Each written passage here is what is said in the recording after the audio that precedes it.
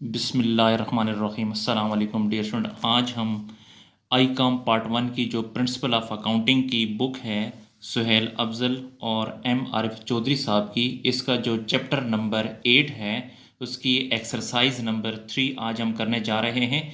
Chapter number 8 है cash book का, तो एक्सरसाइज नंबर 3 आज हम करने जा रहे हैं। एक्सरसाइज नंबर 3 में कहता है record the following transaction into the cash book double column of Afzal corporation and find out the balance at the end of the month.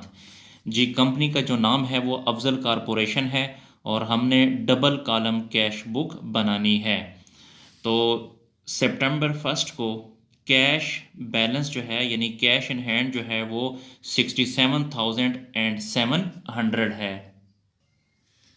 जी, तो सबसे ऊपर नाम लिखेंगे फजल कारपोरेशन और यहाँ पे कैश बुक, और फॉर द मंथ ऑफ जो डेट होगी वो हम यहाँ पे लिखेंगे। तो पहला कॉलम डेट का होगा, दूसरा डिस्क्रिप्शन का, फिर उसके बाद कैश और बैंक का कॉलम। तो देखें इस साइड पर भी 2 कॉलम है और इस साइड पर भी 2 कॉलम है, तो इसे हम डबल कॉलम कैश बुक कहते हैं।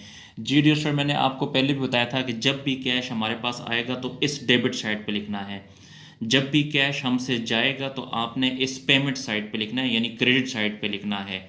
इस साइड को डेबिट साइड भी कहते हैं, रसीद साइड भी कहते हैं, इस साइड को क्रेडिट साइड भी कहते हैं और पेमेंट साइड भी कहते हैं। जी मैं दोबारा बता देता हूँ, जब भी कैश रिसीव्ड होगा यानी कैश आएगा तो डेबिट साइड पे, जब भी कैश जाएगा यानी पेमेंट हम करेंगे तो इस साइड पे लिखना है। तो फर्स्ट डेट को बैलेंस है हमारा कैश का 67,700, 67,700। जी उसके बाद जो नेक्स्ट ट्रांजैक्शन है नंबर सेकंड में, open a current account with HBL। Habib bank limited में हमने करंट अकाउंट ओपन किया है। याद रखिएगा अकाउंट ओपन करने की कोई एंट्री नहीं होती। आगे कहता है एंड डिपॉजिटेड कैश 50,000, और बैंक में हमने 50,000 कैश जमा करा दिया है। जी मैं दोबारा एंट्री पढ़ देता हूँ, open a current account with HBL। Habib bank limited में करंट अकाउंट ओपन किया है, जी इसकी कोई एंट्री नहीं होगी। एंड डिपॉजिटेड कैश दियर इन 50,000, और बैंक में 50,000 रुपये हमने जमा करा दिया है। तो ये जो 50,000 रुपये हमने बैंक में जमा कराया है इसकी हम ट्रांजैक्शन करेंगे। जी तो सेकंड डेट को यहाँ पे लिखें, सेकंड डेट को देखें हमने 50,000 रुपये बैंक में जमा कराया है, तो सबसे पहले हम कारोबार से 50,000 रुपये निकालेंगे। तो कारोबार से कैश जाएगा, जब भी कैश जाएगा तो इस साइड पे लिखना है। कारोबार से कैश गया है 50,000, तो ये 50,000 ये हमने क्यों निकाला है, किधर जमा कराना है, बैंक में। तो यहाँ पे लिखेंगे बैंक अकाउंट। ये 50,000 हमने कारोबार से निकाल लिया, अब हम जाके बैंक में जमा करा देंगे तो हमारे बैंक में यानी हमारे अकाउंट में 50,000 आ जाएगा। जब भी हमारे बैंक में पैसे आएंगे तो इस साइड पे आपने लिखना है 50,000। ये बैंक में क्या चीज़ आई, कैश आया, तो यहाँ पे लिखें कैश अकाउंट। जी ऐसी एंट्री जिसका इफेक्ट दोनों साइड पे होगा उसे हम कॉन्ट्रा एंट्री कहेंगे। तो ये जो है ये कॉन्ट्रा एंट्री है, इसलिए यहाँ पर भी सी लिखेंगे और यहाँ पर भी सी लिखेंगे, और डेट होगी सेकंड। जी मैं दोबारा बता देता हूँ, जब भी पैसे बैंक में जमा कराएंगे तो इस साइड पर कैश में से निकालेंगे और इस साइड पर बैंक के कॉलम में लिख देंगे। नेक्स्ट ट्रांजैक्शन है 5 डेट को, परचेज्ड फर्नीचर। हमने फर्नीचर ख़रीदा है एंड पेड बाई चेक, और उसको हमने चेक दे दिया 4,500 का। हमने फर्नीचर ख़रीदा है और पेमेंट हमने उसे चेक की सूरत में की है। तो 5 डेट को हमने फर्नीचर ख़रीदा है, तो यहाँ पे लिखें फर्नीचर, और हमने जो उसे पेमेंट की है कैश की सूरत में पेमेंट नहीं की बल्कि चेक की सूरत में पेमेंट किया। अगर हम उसे कैश देते तो मैं इस कैश के कॉलम में लिखता, लेकिन हमने उसे चेक दिया है, इसलिए जब भी किसी को चेक देंगे तो पैसे बैंक से जाएंगे, तो इसलिए बैंक के कॉलम में लिखना है।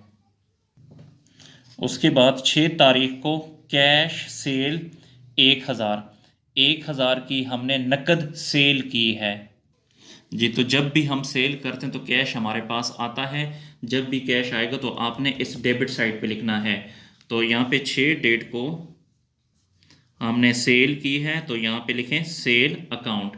सेल हमने की है 1,000 रुपये की, तो 1,000 रुपये हमारे पास कैश आया है। जब कैश आएगा तो इस कॉलम में लिखेंगे 1,000 रुपया कैश आ गया जी। उसके बाद है 10 डेट को, received from Shoaib cash 500, Shoaib से कैश आया है 500 एंड अ चेक 3,000, और 3,000 रुपये का चेक आया है।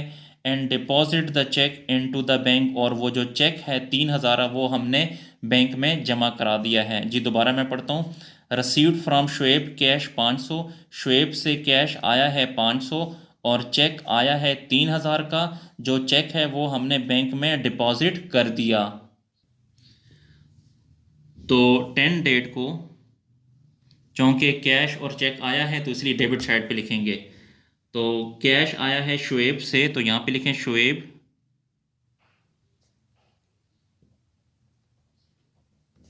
शुएब से जो कैश आया है वो 500, तो इस कैश के कॉलम में लिखेंगे 500। और चेक आया है 3,000 का जो हमने बैंक में जमा करा दिया, इसलिए बैंक के कॉलम में लिखेंगे 3,000। कैश 500 आया था वो हमने कैश के कॉलम में लिखा, और 3,000 रुपये हमने बैंक में जमा करा दिया, तो इसलिए वो बैंक के कॉलम में लिखेंगे जी। उसके बाद नेक्स्ट डेट को 15 को, परचेज्ड गुड्स, हमने गुड्स परचेज की है एंड पेड बाय चेक, और हमने उसे चेक दिया है 5,800 का जी। डेट है 15, तो यहाँ पे लिखेंगे 15। हमने परचेजेस की है तो यहाँ पे परचेजेस अकाउंट लिखें, और हमने उसे चेक दिया है 5,800 का, तो पैसे बैंक से जाएंगे 5,800। तो चूँकि ये मैंने क्रेडिट साइड पे इसलिए एंट्री लिखी है क्योंकि जब भी हम कोई चीज़ परचेज करते हैं तो हम पेमेंट करते हैं, तो पेमेंट की एंट्री हम इस साइड पे लिखते होते हैं।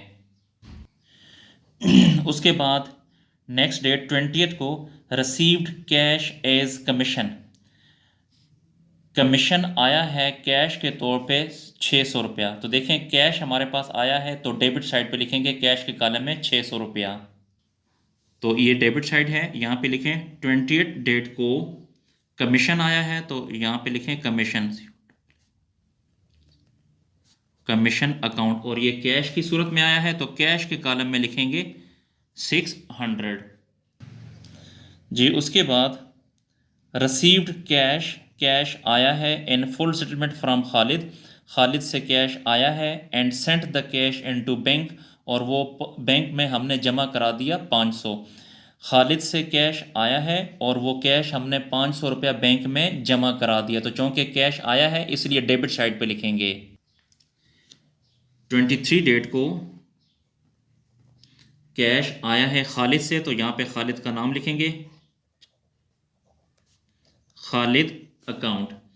कैश आया है 500, और अगर सिर्फ ये होता कि कैश आया है 500 तो मैं इसे कैश के कॉलम में लिखता, लेकिन इसने आगे बोला है कि वो हमने बैंक में जमा करा दिया है, इसलिए अब हम इसको बैंक में लिखेंगे। तो यहाँ पे लिखें 500 रुपया हमने बैंक में जमा करा दिया है। उसके बाद 29 को, withdrawn from the bank, bank से पैसे निकाले हैं फॉर ऑफिस यूज़, ऑफिस के लिए 5,000, बैंक से पैसे निकाले हैं ऑफिस के लिए 5,000 रुपया। तो चूँकि ये पैसे हमने बैंक से निकाले हैं, तो जब भी पैसे बैंक से निकालेंगे तो बैंक से पैसे जाएंगे, जब बैंक से पैसे जाएंगे तो इस कॉलम में लिखना है आपने। तो डेट है 29, हमने 5,000 रुपया निकाला है बैंक से, तो 5,000 रुपया बैंक से जाएगा। ये क्यों निकाला है? ऑफिस के लिए, तो यहाँ पे लिखें ऑफिस यूज़। अब ये 5,000 रुपया हमने बैंक में से तो निकाल लिया, अब ये हमारे पास है, अब जाके ऑफिस में रख देंगे, तो ऑफिस में क्या चीज़ आई? कैश आया। जब भी कैश आएगा तो इस कॉलम में लिखेंगे, यहाँ पे लिखें 5,000, और ये किसके लिए? ऑफिस यूज़ के लिए, ऑफिस यूज़ अकाउंट। ये भी बच्चों काउंटर एंट्री है। काउंटर एंट्री ऐसी एंट्री होती है जिसका इफेक्ट कैश बुक के दोनों साइड पे होता है। पेड सैलरी 7,500, 7,500 सैलरी हमने पे कर दी, और 30 तारीख को पेड रेंट 400, और 400 रुपया रेंट पे कर दिया है। जी तो 30 तारीख को यहाँ पे लिखें, चूँकि हमने पेमेंट की है तो जब भी पेमेंट करेंगे तो इस साइड पे लिखेंगे। हमने सैलरी पे की है तो यहाँ पे लिखें सैलरी अकाउंट। हमने सैलरी पे की है 7,500, तो कैश में से जाएगा 7,500। इसी 30 तारीख को एक और ट्रांजैक्शन है, हमने रेंट पे किया है, तो यहाँ पे लिखें रेंट अकाउंट, और ये भी हमने कैश की सूरत में 400 पे किया है, तो कैश में से जाएगा 400। जी डियर स्टूडेंट, हमारी जो ट्रांजैक्शन है वो कंप्लीट हुई है। अब आपने क्या करना है कि ये कैश का कॉलम और एक ये कैश का कॉलम, आपने देखना है कि ये वाली साइड बड़ी है या कि ये वाली साइड बड़ी है। तो मेरे ख्याल के मुताबिक ये वाली साइड बड़ी है, लेकिन आपने कैलकुलेशन करनी है कैलकुलेटर पे। तो प्लस करते हैं 67,700 प्लस 1,000 प्लस 500 प्लस 600 और प्लस 5,000, तो ये आता है 74,800। तो यहाँ पे लिखें 74,800, ये यहाँ पर भी लिखें 74,800। इसमें से माइनस करें 50,000, माइनस 7,500 और माइनस 400, तो हमारे पास जो बाकी रकम बच जाएगी वो 16,900। इससे आपने कहना है बैलेंस। जी मैं दोबारा बता देता हूँ कि ये वाली साइड बड़ी थी, इनको जमा किया तो 74,800 आया, यही 74,800 आपने यहाँ लिखना है। 74,800 में से ये भी माइनस करना है, ये भी माइनस करना है और ये भी माइनस करना है, तो आपके पास बाकी अमाउंट ये बच जाएगी, वो आपने यहाँ लिखनी है। तो इससे आपने कहना है बैलेंस। इसके बाद अब एक ये बैंक का कॉलम है और एक ये बैंक का कॉलम है, तो इन दोनों में से देखने की कौन सी साइड बड़ी है, तो मेरे ख्याल के मुताबिक ये वाली साइड बड़ी है। तो 50,000 प्लस 3,000 और प्लस 500, तो ये बनता है 53,500। यहाँ पे लिखें 53,500, यहाँ पर भी लिखें 53,500। इस 53,500 में से माइनस करें 4500, 5800 और 5,000, तो आपके पास जो अमाउंट बच जाएगी वो 38,000 और 200। तो ये डियर स्टूडेंट हमारा जो बैलेंस है, जो कैश इन हैंड हमारे पास है वो 16,900, और बैंक में जो हमारी अमाउंट पड़ी है वो 38,200 है। जी डियर स्टूडेंट, हमारा जो क्वेश्चन है वो कंप्लीट हुआ, नोट कर लें इसको।